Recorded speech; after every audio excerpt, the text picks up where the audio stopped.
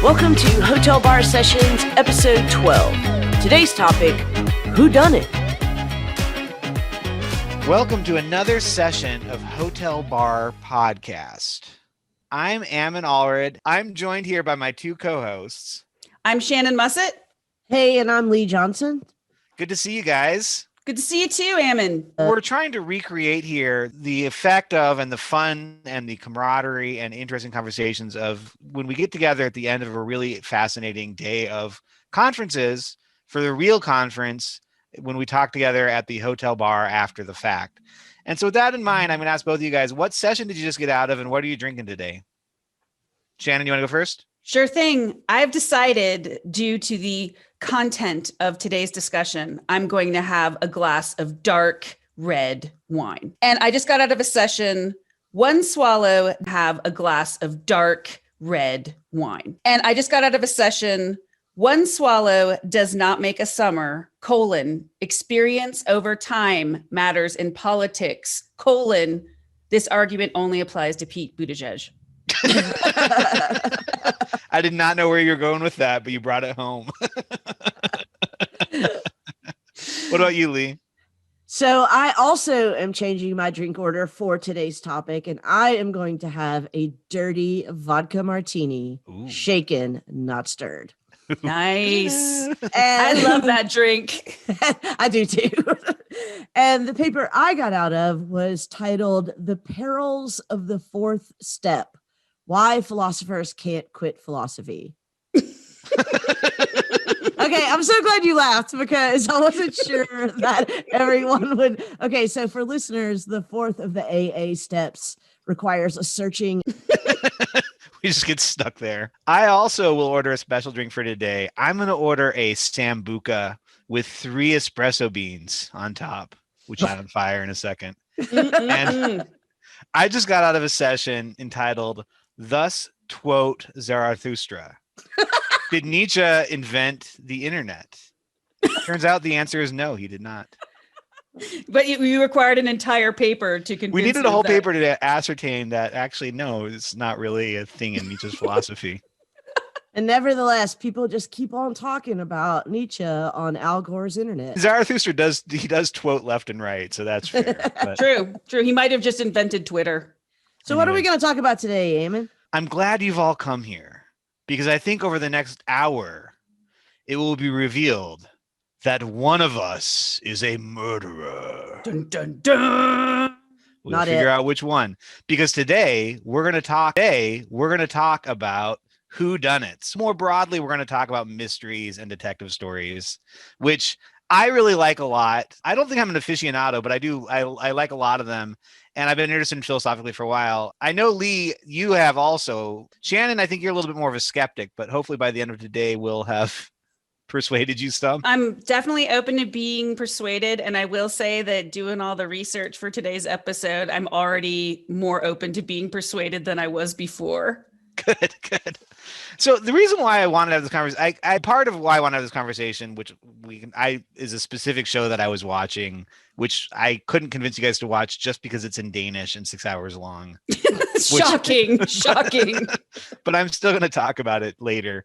But ever since the Marxist philosopher Ernst Bloch wrote a piece called The Philosopher as Detective, I think there's been a lot of interesting discussions of ways in philosophers claim that they're trying to do, which is to, on the basis of sometimes faulty evidence and sometimes difficult evidence, use science, reason, intuition, and sometimes good luck to make sense of the world. And I think that aesthetically, the genre allows a lot of really interesting exploration into that basic set of problems. And I think that I thought it'd be fun to talk with you two about some of the ways that we think that works, some of the ways that we think it doesn't work, and some of the places where we think that maybe more interesting examples of the genre might challenge what we think philosophers are capable of. I'm in. Also in. Good. So Lee, I actually want to start. You reminded me, I'd forgotten this, but I remember reading it now years and years ago. You had been talking about having watched Christopher Nolan's movie, The Prestige. And it sounds like that might have given you like a flash of insight into what you think philosophers don't do well. And I wondering if we could start with what you were talking about there, talking about having watched Christopher Nolan's movie, The Prestige. And it sounds like that might have given you like a flash of insight into what you think philosophers don't do well. And I wondering if we could start with what you were talking about there, pick up the conversation from 10 years ago. Yeah, it was about 10 years ago. The Prestige, which is Christopher Nolan's best film, is about two magicians who are basically in a lifelong competition to one up each other. And the two magicians are played by Hugh Jackman and Christian Bale. And it turns out, so this is a spoiler alert, by the way. It turns out that one, Christian Bale's magic trick ends up frustrating and stymieing the imagination of Hugh Jackman because he just can't figure it out. Now, it's important as a setup to note that the word, the prestige, is a name for one part of the three parts of a magic trick.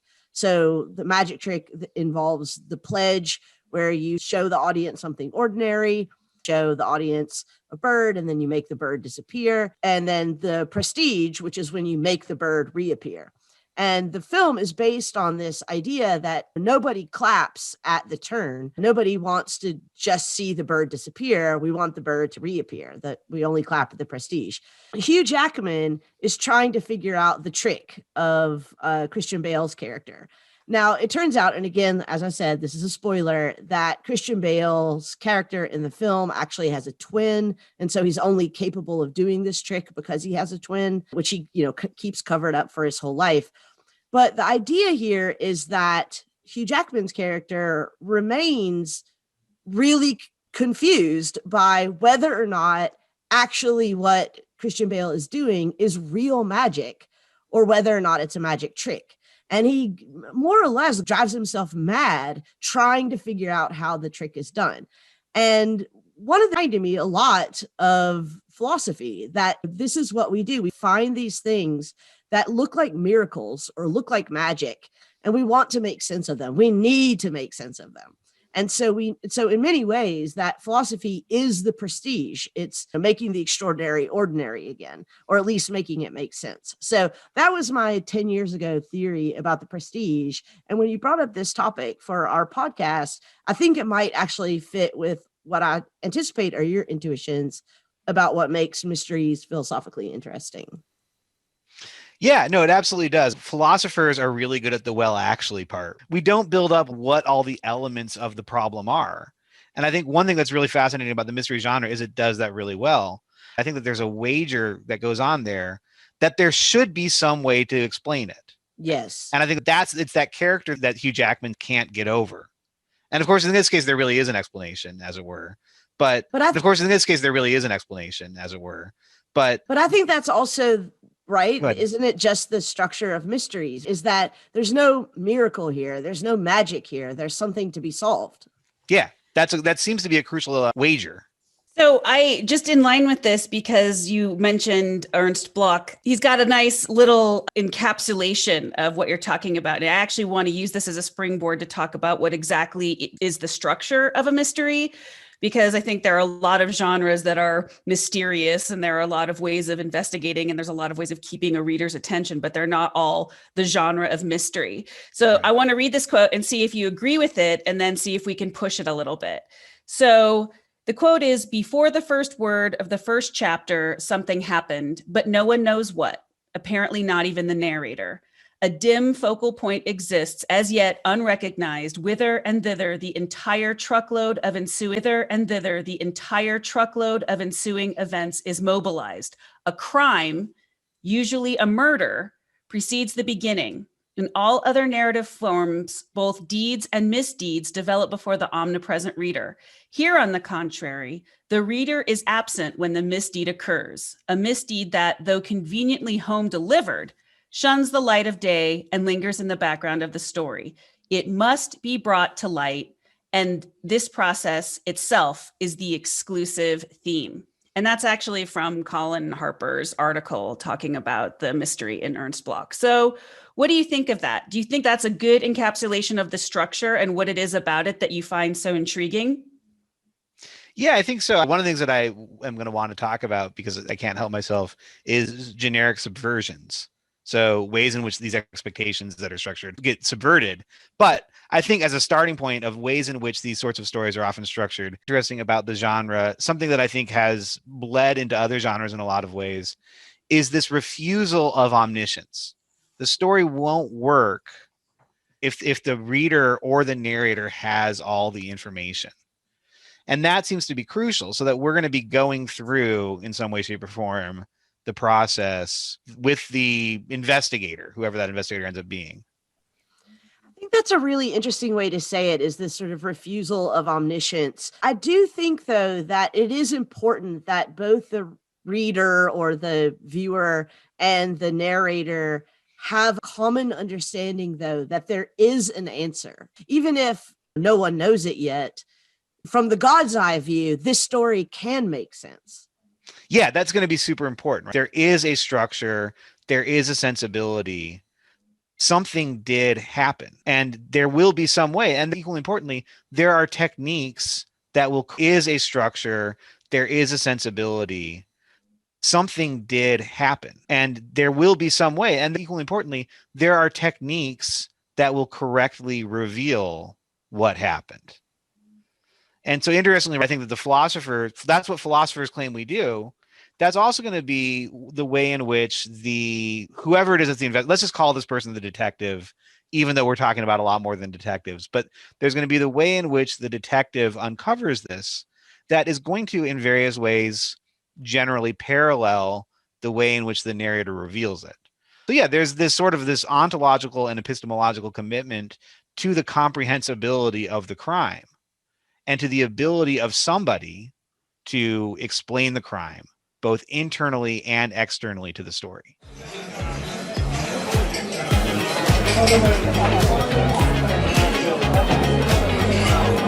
Have to spend time talking about this now, but the reason I read that quote is because I actually want to ask a very specific question, especially given the fact that we're talking not just about the genre of mysteries, but we're talking about philosophy as a kind of mystery. And that is there a crime?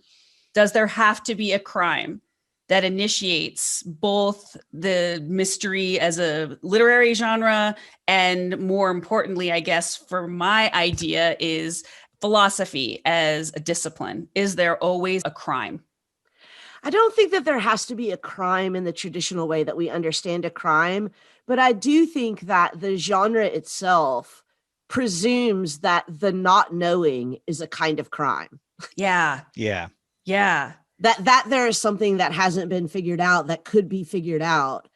That's an offense. Not to totally take it too old school, but I also am asked wonder, and it's the wonder. What is it? What does he say? Aristotle says, for it is owing to their wonder that human beings now begin at first to philosophize. They wondered first about the obvious difficulties, the fact that there's a problem, there's something that is unsettling because it's unknown. And so there's a kind of wonder about how to get about to solving and curing the unknown. Yeah, no, I think that's and I know that it's weird but I'm going to keep on insisting using this word wager. That's the wager of philosophy too, is that we can, by starting with the simple things, we can progress backwards to the deeper and more profound mysteries and truths. And it's very explicit in Plato and Aristotle. As an aside, one of my favorite classic detective TV shows is Columbo, which did you guys ever watch Columbo? Of course, yes. And of course you watch Columbo. Isn't that from like the 60s? It's from the 70s. Okay. 70s. Okay, sorry. Yes. Let's not go crazy. Yeah, but, we don't want to be too anachronistic here. But supposedly, and when you watch it with this in mind, it really does make sense. Columbo is modeled explicitly and self-consciously off of Socrates. Yeah. So he's an explicitly Socratic investigator. And it's not even like a metaphor, I don't think. I think it's that he's doing the same kinds of things Socrates does. It's just that where Socrates is interrogating what the good life is, Columbo is interrogating who committed some crime in LA or San Diego. But if I could just go back to Shannon's question again, I do think that not everything unknown obviously inspires wonder, right? Not everything unknown is a mystery. Not everything unknown demands to be known in the way that we're talking about right now. I don't know, for example, what shoes either of you are wearing because I can only see your heads, but I don't care. It's not a mystery. I'm not doing that needs to be known or demands to be known. So I do think that the genre model of there having to be a crime, there having to be a murder or a missing person or a purloined letter or something is interesting because it seems to indicate that there's something morally at stake in the fact that this information remains veiled. Right. And this is why I'm pushing this question, because I think that there are a lot of ways in which literature builds up suspense and tells a story and has a climax and a resolution, but there's something very specific to a mystery. And it does seem to be tied in some way to a very specific thing that causes us to wonder, which is the purloined letter, the kidnapped person, the stolen car, the murder. And so that seems to me, if we're going to be drawing this kind of comparison, we have to stick within the kidnapped person, the stolen car, the murder. And so that seems to me, if we're going to be drawing this kind of comparison, we have to stick within the parameters of the genre to see how exactly, because you could also say, let me put it this way, you could also say that philosophy is the hero's journey. It's also about trying to achieve something great and going out on adventures in order to have that kind of personal growth and then returning to be able to tell about it. But that doesn't really capture the way we're talking about the mystery. So that's why I'm really pushing this issue of crime, criminality that is at the heart of this. Well, it's in the point that you made about the difficulty. And again, difficulty might depend upon our goals and projects too, right? So Lee doesn't necessarily care about our shoes, which would be difficult for her to know about without asking us. But it becomes a difficulty because it seems to in some way get in the way of our projects in a way that we can't, which I think is a key part of the genre, even though actually, interestingly enough, arguably the very first detective novel, what usually gets called the very first detective novel, actually intentionally subverts that exact question. So it's funny that you can have the subversion of the genre before the genre even. What was that novel? So generally speaking, I think people tend to say that The Murders at the Rue Morgue is the first. I don't know if you guys. So this is an Edgar Allan Poe story, and so I'm going to butcher more French today. This aristocrat Dauphin is called in to, or his friend asks him to help investigate this grisly murder. Only it's not a murder. It's just that there was an orangutan, which I always find hilarious, right? There was an orangutan loose in Paris, and who killed this couple. And the way that the guy that Dauphin was able to determine was because it was clear that there was no more. Was able to determine was because it was clear that there was no moral or rational intent to the action. In other words, it was the irrationality and amorality of it that made him deduce that it had to have been an animal that did it, which I always find fascinating.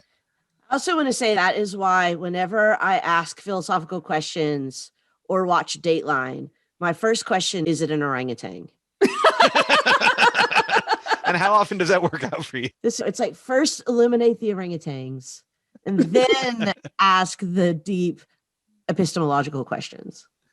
There's even a lot of mystery stories in 1001 Nights. Scheherazade is telling a ton of these little mini vignette stories of somebody was found a chest with a dismembered body in it, and we have to figure out who is it that did that. It's pervasive, and even though Poe was the first one to say it was an orangutan. And I think even as I say it subverts the genre, it does reinscribe this bigger point that you guys were making about the fact that it can be described as a crime, and about the fact that reason has the capacity to master it. So one of the things that I find so very interesting about that first one is that it's a story about the domination of reason over unreason.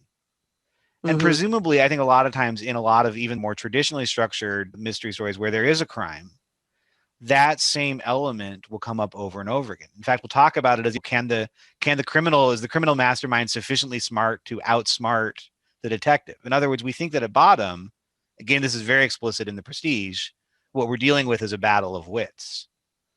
Yeah, and I think that's why so many people find it so unsatisfactory when you have a mystery story that relies on this often happens in Sherlock stories, and not necessarily Sherlock, unsatisfactory when you have a mystery story that relies on this often happens in Sherlock stories, and not necessarily Sherlock, but Sherlock-ish stories, where the detective has some idiosyncratic knowledge that allows him to decipher some particular clue. And it doesn't actually feel like the triumph of reason over unreason. It feels like a trick. And people find that really That's why I don't like those. Oh yeah, I really don't like Sherlock Holmes stories. And it's funny because Lee, when you brought up the shoes, that was my first thought was, yeah, if this was a Sherlock Holmes novel, it would turn out that knowing the tread of my shoe tells you that I don't know, that I was in Harrisburg 15 years ago and there's a great pho restaurant there, which is true, but who the hell cares? It seems like a gimmick, and we want some sort of deeper satisfaction than just a gimmick. Yeah, and not to go back to our previous episode's Locke hate fest, but this is also true in philosophy, is that some of the things that I find the most unsatisfactory and the most frustrating in philosophy is when I see philosophers just come up with some trick, right? That seems like this is not really like the invisible hand, right? This is not some triumph of reason. This is not bringing to light something that I want to know, that I'm wondering about, but this is just a shtick. I think the invisible hand is a really great example of that's a perfect example of a good mystery. What is it? How should something be run? It should be run by an invisible hand that is just left to its own devices for the economy to operate according to. That's a perfect example for a murder mystery. I think that's because it's going to kill you. It's a monkey's paw. It's an invisible monkey's paw. But I think that would be a real twist. But I think it's totally unsatisfactory as an explanation, right? Because it appeals to, no, I know it as a metaphor, what it means. Smith has a whole theory of moral sentiment and essentially a largely Christian sense of divine providence, such that I think it's a much more neoliberal and neoclassical economic view that you can actually demonstrate in the workings of the market, the invisible hand. I think that, yes, Smith thought that this would be the upshot of it, but it really seemed to depend upon his view that reason would on its own get at an inherently good solution. And like that, to me, I'm just too cynical for that. It just seems like a Deus Ex Machina. Yeah. All right, fair. Like I have absolutely no desire to defend Adam Smith. I just really like the idea of the invisible hand because it's fun to teach. Well, I like it being a monkey paw. Yeah, the invisible monkey paw. I'm totally teaching it like that from now on. I'm going to teach it like it's an orangutan. An orangutan paw. Bum, bum, bum. So, is it orangutan? I don't know.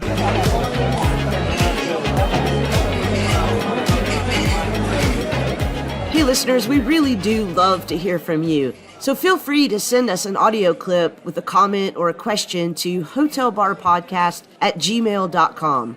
Also check out the interactive page on our website, hotelbarpodcast.com, where we often post questions or solicit comments about future topic episodes. You may hear yourself on a future episode.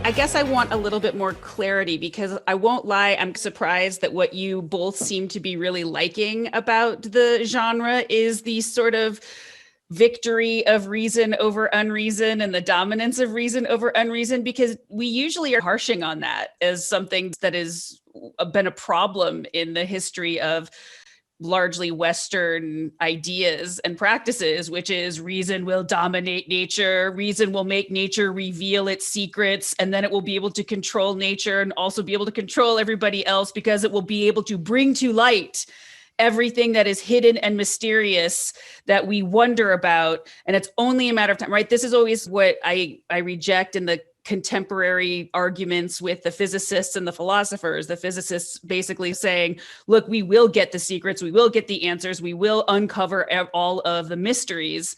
And philosophy being like, I'm not so sure about that. So I guess I want to push you both a little bit on your seeming love of this very move.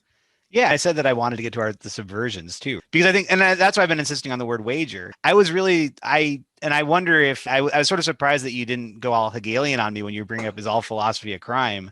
Because in the phenomenology of spirit, literally one of the most important early steps, the word wager. I was really, and I wonder if I was sort of surprised that you didn't go all Hegelian on me when you bring up is all philosophy a crime? Because in the phenomenology of spirit, literally one of the most important early steps of the movement of spirit is a crime. And I think it's correlated with with the development of Platonic philosophy, if I'm recalling correctly.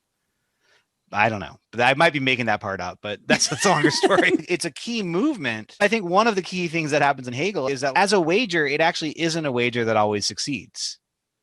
And I think that one of the things that I love about the genre of the mystery is that actually it allows us to explore ways in which our expectations of how the stories are structured ends up failing. I think that can end up and I hope we can have time to talk about both of these. One way that to think about that is to think about the ethos of the detective or the ethos of the philosopher and the way to get it's implicated in the story.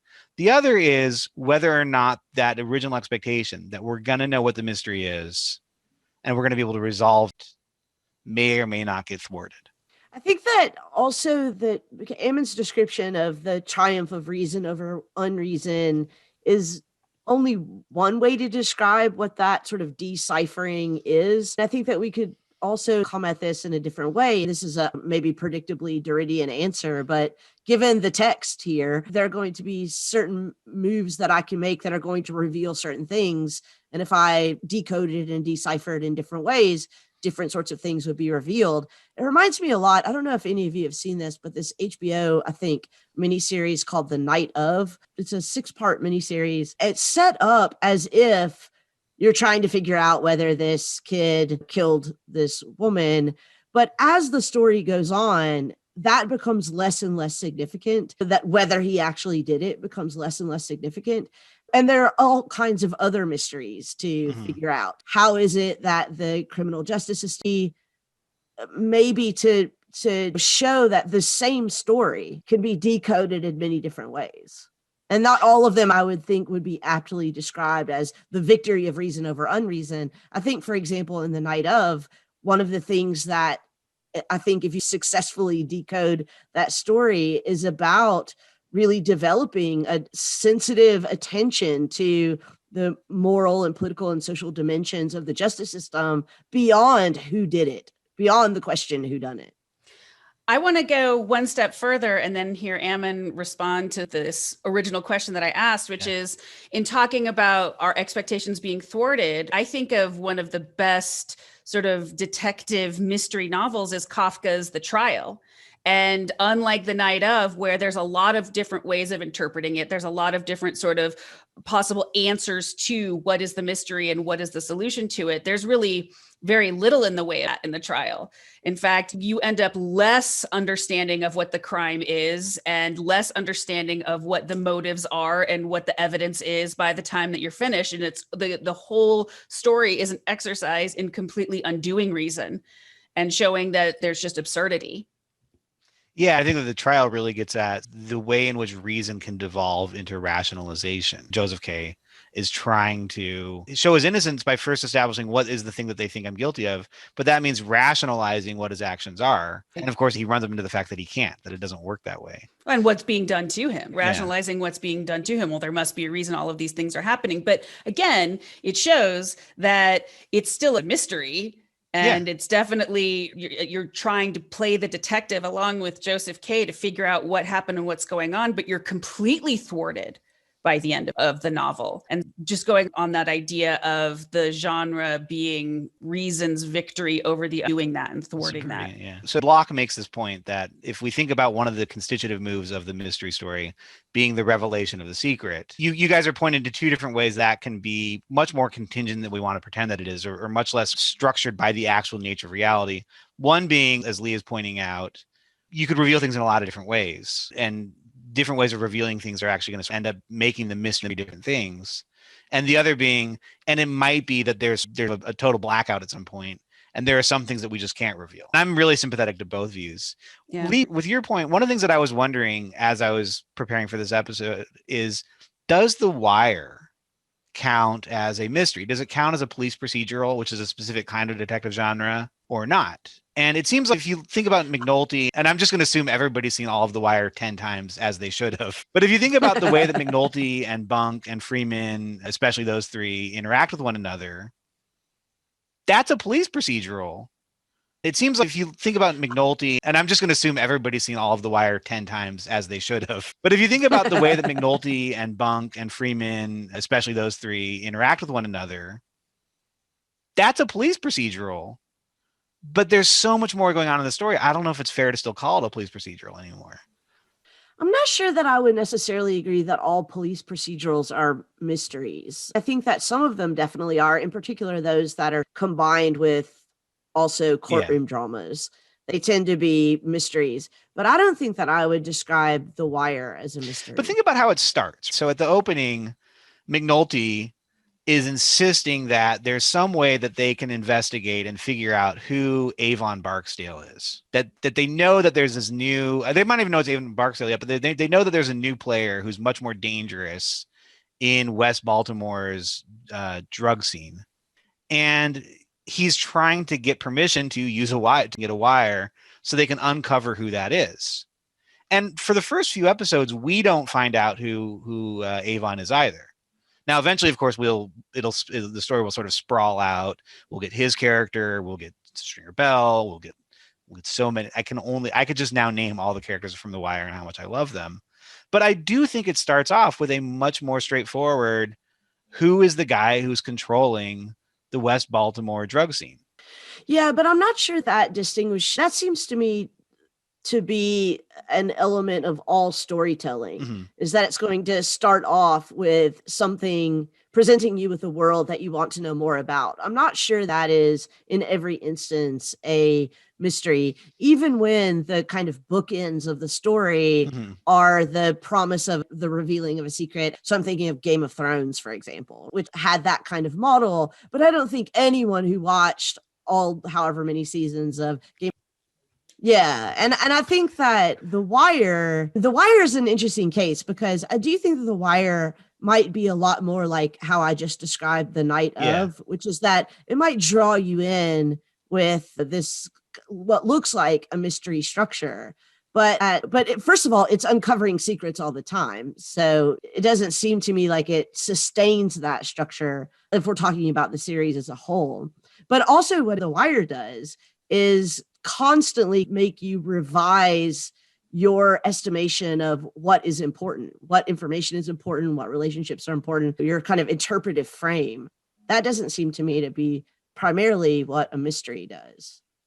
Yeah, no, I agree. But I think that's exactly what I find interesting about it, is that it is using the structure of this thing called the police procedural. And maybe we're just disagreeing about whether or not they're always mysteries, but it's using that thing to say the things that you are the most are the political structure of Baltimore, the structures of the generations of violence and counter-violence that seem unsolvable. But it's exactly, especially I think McNulty and Bunk and Freeman's belief that there's a resolution that drives the plot forward.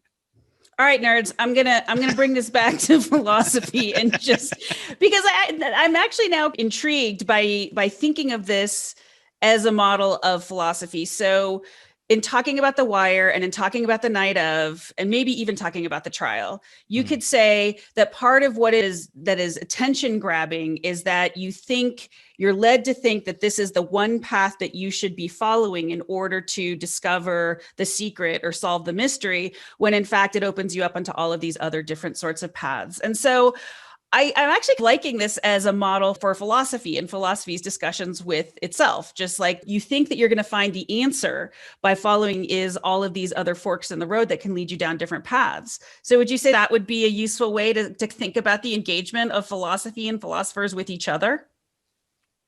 Yeah, I think so. And I think that this is a good time to start to maybe talk about the ethos of the philosopher and the ethos of the detective. Well, that's again why I was pushing you with this rationality sort of thing, because that's an ethos that I'm turned off by. Yeah. That science will solve things, that all can be revealed, that the secret can be discovered, and it just takes a shrewd mind and a sort of dedicated work ethic to be able to get these things. And I like the idea that we are philosophically and literarily drawn to try to discover the secrets, and that there is a satisfaction when you get that. But I'm also worried about that as an ethic for philosophy. Yeah, if I could just jump, I'm really sympathetic to that, Shannon, and to try to discover the secrets, and that there is a satisfaction when you get that. But I'm also worried about that as an ethic for philosophy. Yeah, if I could just jump, I'm really sympathetic to that, Shannon. And again, in an entirely predictable Duridian moment, let me just say that my actual believe, my philosophical position is that there is no secret. So that even when we think we have uncovered the secret, we're probably mistaken about that. And so I'm much more inclined to think about what you're doing when you're solving a mystery as making sense of something that didn't seem to make sense. And that's not always scientifically discovering something or just putting back into place things that were out of place or uncovering some secret that you didn't know. It is also a construction of a world that makes sense in a certain way. And I do think that one of the things that is really interesting when we start to think about the model of a philosopher, there are different kinds of detectives and there are different kinds of philosophers, and they're not all successful in equal way, in equal parts, at different kinds of mysteries. I don't think that the three of us are the kinds of philosophers whose primary approach to the field is to try to find all the hidden secrets and then put them back together in some order and then stand on top of the new story and claim the triumph of reason. I don't think that that's necessarily our modus operandi. But I do think that is the mode of a lot of philosophers. Like who? Just kidding. We won't call any Lockeans out right now.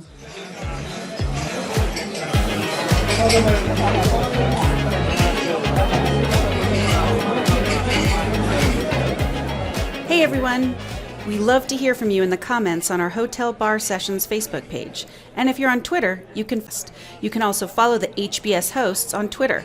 I'm at Lovely Blueness, Ammon is at IdeasMan PhD, and Lee is at Dr. Lee M. Johnson. And don't forget to like and subscribe to our YouTube channel.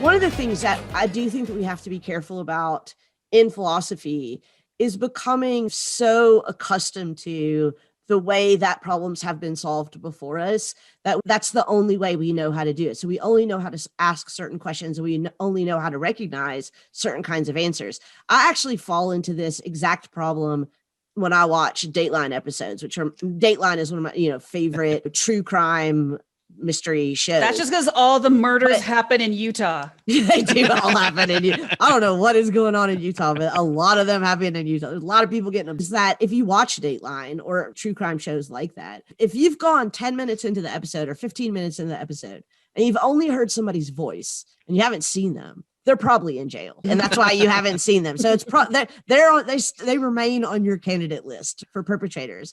And you also know it's probably the husband. It's probably the kinds of way that the story is revealed that might tempt you to go down certain kinds of avenues. I think people make those same mistakes in philosophy, that we get accustomed to the way that sense is made of things that we're wondering about, and we become incapable of taking other avenues.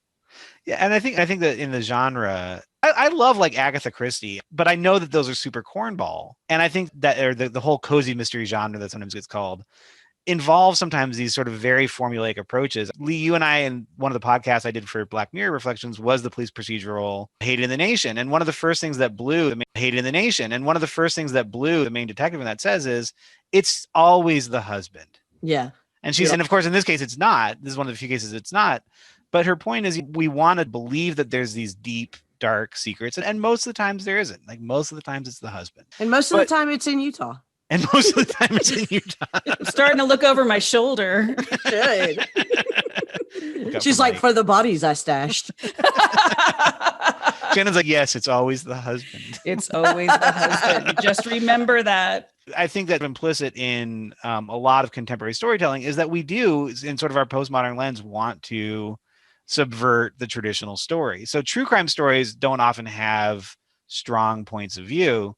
One of the things that's interesting about fictional stories is the way in which our point of view is structured by the kinds of things that the narrator or the investigator usually does. Things that the narrator or the investigator usually does. So that we are forced to have the ethos of the investigator. And in the case of Sherlock Holmes or Hercule Poirot or Jane Marple, these end up being heroes. But I think starting with the hard-boiled detective genre, one of the things that I love about mystery stories is that very early on, they become very interested in investigating the ethos of the narrator. Yeah. So we actually got a clip from Jason Reed, who's a philosopher in South Maine, on the topic of when the investigator might be leading us down some darker paths. Hi, my name is Jason Reed, and I want to talk about the 1974 Francis Ford Coppola film, The Conversation, as perhaps my favorite mystery. Not technically a mystery, perhaps is better understood mystery. Not technically a mystery, perhaps is better understood as a conspiracy thriller, but it does have at its core, I think, one of the central kind of philosophical problems of mysteries, and that has to do with the question of evidence, the question of how we interpret what we see, and in this case, what we hear. The film concerns a surveillance expert, Harry Call, played by Gene Hackman, who is hired to record a conversation between a young couple in a public park. And in this conversation, the woman says to the man, he would kill us if he had the chance. Call becomes concerned that harm is going to come to this couple and tries to prevent it. But what he neglects to see is that phrase, he'd kill us if he had the chance, is ambiguous. It could be both an expression of a threat and a justification for a murder. And he also fails to see the role that his own recording and his own evidence, because his own recording plays a role in bringing about a murder that he's trying to prevent. I really like this from a philosophical perspective, exactly on this issue that we've been bringing up. So Call thinks that he is helping to uncover the truth, and he thinks he's doing that in a way which is neutral. But of course, he doesn't know who this couple is. He doesn't know that he's seeing part of an affair. It's been a minute, but I think that's correct. Yeah, that's right. Yeah. And so he doesn't know that about it. And so he doesn't realize that therefore part of what he's doing is providing what isn't just a revelation about something that's taking place, but is also going to be an impetus for future action. In other words, he's implicating himself in the system. He's not uncovering, he's acting. And in the course of doing that, he's covering up other things. But back to our privacy issue, we assume that surveillance is somehow outside of the system. And I think what this story shows is that no, actually sometimes surveillance, and the whole idea of the observer effect, and that just that you were not simply unbiased observers of whatever mysteries we're trying to solve, but we're actually actively participating in it. And so I think that's a really good example of the reader or the philosopher and what their investment and engagement is in the process, and how that's actually going to change what they discover and what turns out to be the truth. And I think that's also, it's even more sort of a fascinating issue right now in this sort of post-truth world. Ammon, you brought my attention to Anita McChesney's article, which is all about this, the detective fiction in a post-truth world. And just this idea of what exactly are we investigating if we're living in a world that's sort of post-truth. And the reason why I thought that was so provocative regarding this exact issue that we're talking about now is I just finished the Q Into the Storm documentary series. You guys have been really into this. Yeah, and it's really interesting because resounding success, and I can't figure if that's just because Q supporters are in there downvoting it, or if it's just people are sort of like, it didn't really deliver. But Oh, it totally really delivered. It totally delivered. And it also, I think it really self-consciously plays into this observer effect Yeah. because the filmmaker is so invested in the players and is so embedded in their lives and is clearly steering the direction of the investigation. And they're clearly steering him in the direction of the investigation. And so you really see this observer effect happen. But it also is particularly about QAnon, which is conspiracy theories and dealing in a post-truth world. And so what do you do when that's your mystery and you're the investigator, but we're already suspicious that there even is an answer or a crime or a solution? I think another way that thinking about that observer effect is really interesting today is that Crime or a solution. I think another way that thinking about that observer effect is really interesting today is that not only are we in a post-truth world, but we're also in this moment in the United States in which we're really having questions about whether or not to abolish the police, right? To defund the police. And one of the things that, especially over the last year, this podcast is going to sound like all I do is watch Dateline. And that's not true. Like 70% of what I do is watch Dateline, but it's true. But one of the things I've noticed over the last year is that when I watch some of the Dateline stories now, and you get to the end and you think what you figured out is who was the murderer or who was the abductor and like who was the criminal. Oh, now I know who the criminal was. When in fact, what you should be saying at the end is now I know who has a psychological disease. Now I know who has an addiction. So the question is not like who needs to go to jail, who's the criminal, but something else. Just to get back to Shannon's point, even framing it as a crime limits the kinds of answers that you can come up with when you do sort of solve it. Is Dateline aware of that? Or are they? You know, I've been trying to get Keith Morrison on the phone for a long time, but because he hasn't taken my calls. I mean, I'm not a huge fan of Dateline, so this might be unfair of me, but it seems to me like that might be Lee Johnson's investigation of the ethos of Dateline. I'm not yet willing to admit that Dateline has consciously aware of its own ethos. Wait a minute. What? I don't think that I'm not saying that Dateline is asking these questions. Right. That's what I was asking. Yeah. No, Dateline is still who's the criminal and who should go to jail. Yeah. But what I'm saying is that in our cultural moment, when we are as a culture asking these questions about the role of the police and the role of incarceration and the deep social problems that actually cause real harm to a lot of people, that convicting someone of the crime is not really what we need to be figuring out. What we need to be figuring out is how did we not see that this person had addiction or this person had psychological problems or this person was homeless or impoverished or many of the other reasons why people end up committing crimes. So I don't imagine that either one of you has seen the Netflix This Is a Robbery. The Isabella Stewart Gardner Museum. Yes. You've seen it? So I was thinking about this because first of all, I didn't even know about this robbery in 1990 of these 13 irreplaceable, amazing paintings. And I think there's also a Chinese vase and then finial from Napoleon or whatever.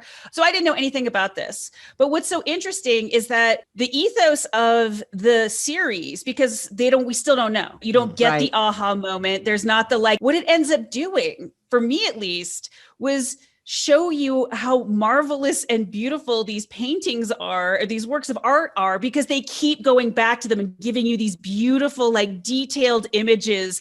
And so it really makes it an aesthetic kind of an ethos rather than we got to find these people and we got to throw them in jail. In fact, it ends with, now we're offering $10 million and we're not even threatening to throw anyone in jail. Just please give us these works of art back. I don't want to harp on the Dateline doesn't get it and the documentary doesn't get it, but this is, to me, one of the reasons why I think I prefer mystery stories a lot of times to true crime, is because I don't think that a lot of documentaries, they're not transparent about their own involvement. They don't understand that there is an ethos to the lens. I think you think that literary mysteries do? What author? I think so, I do. Yeah. Who I think that what author? I think so, what, I do. Yeah. I think that Well, there's Canceled. actually Canceled. a 13th Everyone's century. There's a 13th century Iranian poet who was very self-consciously aware of this.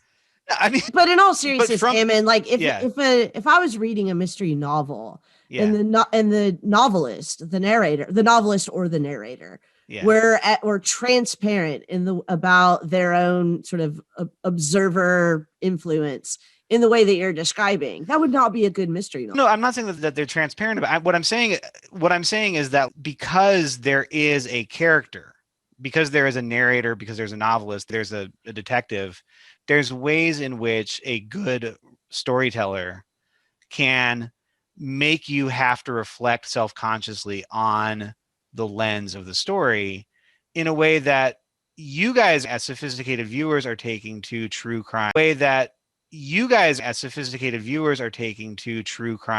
stories, but that often isn't really there, especially now because Netflix is just producing so many of these. And I don't want to just talk about true crime the rest of the time, which is what you guys are going to make me do. I just want to say that you sound like me harshing on The Bachelor and The Bachelorette with you all. And you're like, no, it's really storytelling and it really is this thing. That's what you sound like harshing on our true crime love. That's fair. But let me. You're also the complaint that you're making is about the viewer. And you could say the same thing about some people who read mystery novels. They're not, to use your exact words, sophisticated enough readers.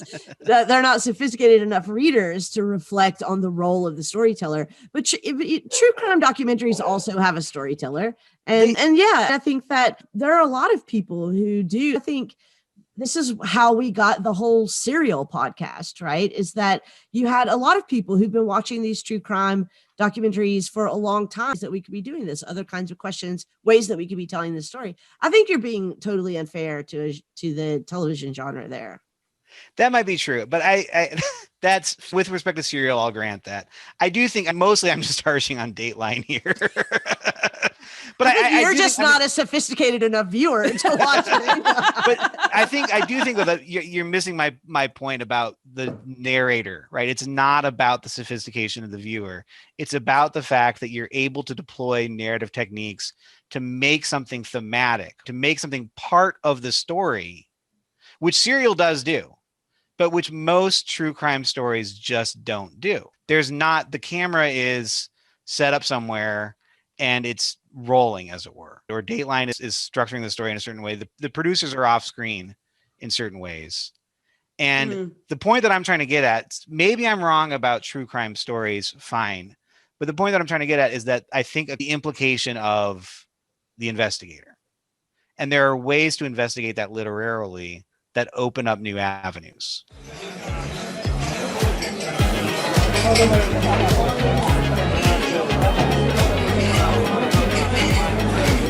So can we talk some about what some of our favorite mystery stories are, detective stories are, and why for a little bit? Because again, I think that this gets at, if we're saying that the interesting thing about the genre is the ways in which you can implicate and think about whether or not how truth is uncovered, but even more, whether or not it's really possible to uncover the truth. I'm just curious, like what you guys think, what kinds of stories do that really successful and which ones don't? I'm particularly a fan of Gothic literature where you're trying to figure out who is the mad character in the attic and what devastation is being wrought upon the family as a result of this madness.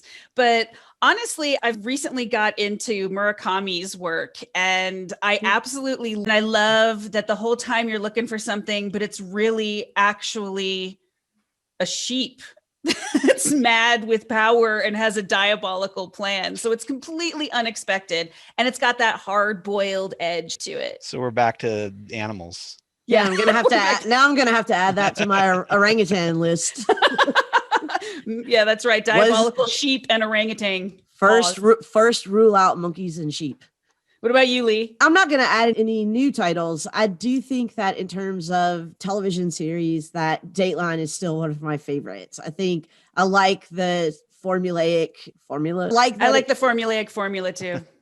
I like that it's formulaic. I like that it is a kind of training in figuring out how cops figure out crimes. Yeah, I do really like the Dateline. But I will say that, again, The Prestige is a great mystery. Not only because it is a mystery, but yeah, I do really like the Dateline. But I will say that, again, The Prestige is a great mystery. Not only because it is a mystery, but because it also is about mysteries. It's about both what draws us to wanting to figure out things that appear to us to be magical or mysterious or miraculous, but also how those things can drive us mad, how we can become obsessed with thinking that there is a secret to be uncovered, and how we can, put our whole lives into sort of figuring these things out, and it can harm us. Like philosophy. It's funny, right? One thing that Block points out, and that's been a common trope here, is he makes this case that you can almost argue that Oedipus is the first mystery. Yeah. And of course, there's always back to origins. And he even points out that we're doing at least two things in a lot of police stories. We're telling stories about origins, and we're also assembling evidence. And that in this case, Oedipus is setting up to both these things. And murder mysteries take this as their sort of starting point. But interestingly, Oedipus, anyone who would have seen that already knows the story. So the mystery is only for Oedipus on stage, but everybody else already knows who did it. Yeah, and that's already knows true. what happened. But that's just so interesting. I think that in the more contemporary age, we like not knowing. We don't want to know what happens, and we're excited about figuring out the mystery. I think that we also like figuring out things that we already know. And this is something that we haven't really talked about in this episode, but I want to throw in here before we finish. But I do think that only in reflecting on having this conversation with you guys, that it occurred to me that I do think I teach a lot of my classes like it's a mystery. Yeah. I think that whenever I start a new philosopher, I set it up as this problem, and I usually say, and the answer is going to be this, and the answer is going to be this, which you don't know what this is yet, and you don't know how it works. And what we're going to do over the next several days is we're going to figure it out. And the way that it actually works out ends up being like hurting a lot of little detectives. Some of them are going the wrong way. You're like, no, don't follow those clues. That's not a good clue. Or did you actually look at that? Let's go look at that again. That might be telling you something that is going to be really important. And I do think that it is about trying to keep the focus on, as Shannon said at the very beginning, this idea that philosophy begins in wonder, and it may or may not end in the triumph of reason over unreason. I don't think it always does, but that the process of trying to figure something out is what this discipline is about, and to make sense of the world is what this discipline is about. And so I do think that, again, on reflection, it occurs to me that my classes are basically like mysteries.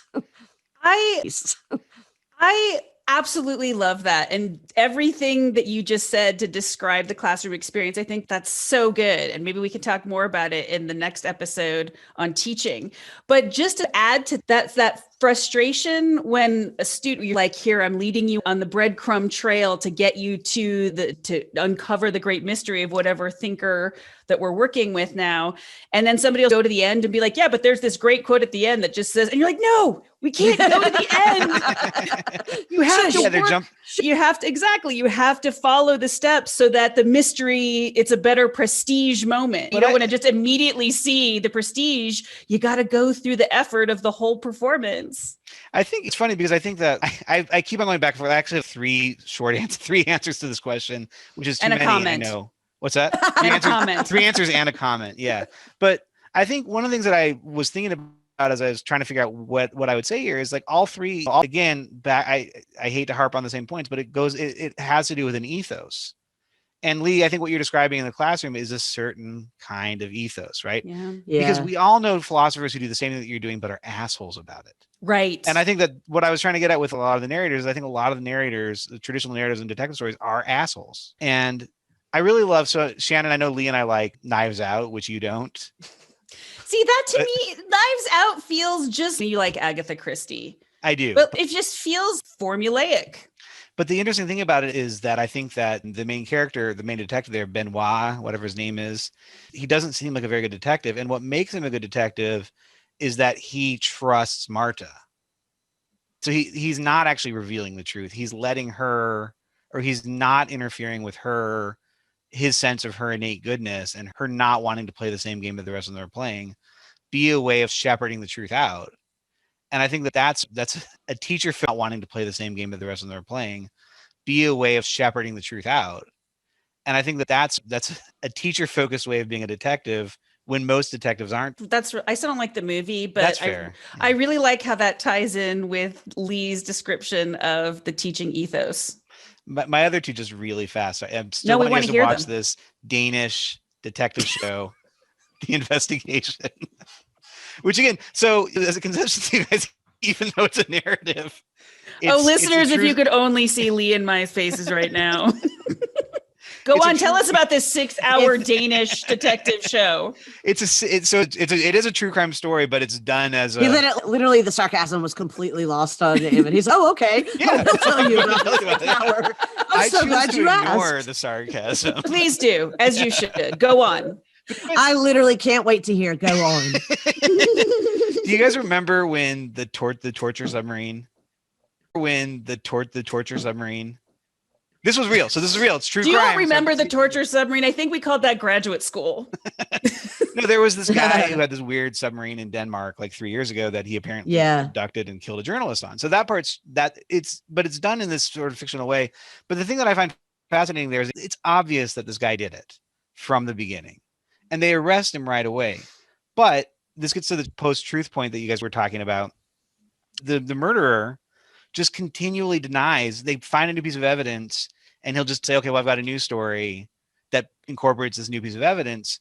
And the question becomes, at what point can you say that you actually have enough evidence? Because again, that gets to the question of how do we construct reality? Yeah. Right. And again, the investigator has to be a sensitive person. He has to be willing to sit for 6 hours in Danish. It's just not so hard for him because he's Danish. With the fact that even though we know the answer, we don't know how we get the answer. Is of all the people we've talked about, he's the only one who's willing to accept maybe the mystery really is a mystery. Can I ask you guys a question? This is riffing on the way that Ammon just described his three favorites there, but also a question going back to how it is that you teach philosophy. If we presume that we're the narrators and not the detectives in our class, like how do you position yourself as narrators? So maybe this will help. I'll go first. I would say that I position myself as a narrator who is on the side of the criminal. And so that whatever philosopher we're teaching, I'm on their side. I think their secrets are right. I think the clues that they left are the right clues to follow. I think there's only one way from the beginning to the end, and it's their way. That's how I teach it. Now, I'm curious how you. I don't want to give away too much of my hand for our next discussion. Fair enough. Leave it a mystery for now. Yeah, we'll leave it a mystery. I want to be the kind of narrator who just lets the reader follow the clues. I do not think I am that kind of narrator. I think what I am is very much okay, let's follow the mystery, but I'm going to not be able to stop myself from interjecting that this is the wrong mystery to follow. Oh, really? Yeah. I think I think I'm more like Lee, which is always really perplexing to my students. If you teach a class like feminism and you're like, there's so many different ways to interpret these problems, and I'm going to agree with every one of them as I teach it. Yeah, same. I teach basically a sort of intro level ethics class, and it's very confusing to my students for the first several weeks because you do a week on Kant and then you do a week on John Stuart Mill, and they're like, "But last week you said no." Okay, I don't want to do too much on the teaching because this is all the conversation I want to have next time. Because I think we just got last called, so I think we did just get next time. Because I think we just got last called, so I think we did just get last call at the bar, which is really good actually because I cannot wait to queue up 6 hours of Danish mystery. Oh man, me too. Yeah, you guys, it's 2:00 now. By 8 a.m, you'll be good to go for your next session. But since Shannon won't let us talk about teaching now, that's right. You want to tell us what we're going to be talking about next time? You might be surprised to hear that we're going to be talking about teaching in our next episode, and we're just going to talk about what happens in the classroom, what various philosophers have to say about teaching and education, maybe tell some good stories of success and failure that we may have had as teachers in the classroom, and that sort of thing. I'm looking forward to it. Yeah, me too. Yeah, me too. I will catch y'all next time. All right, See you on talk the to you guys flip later. side.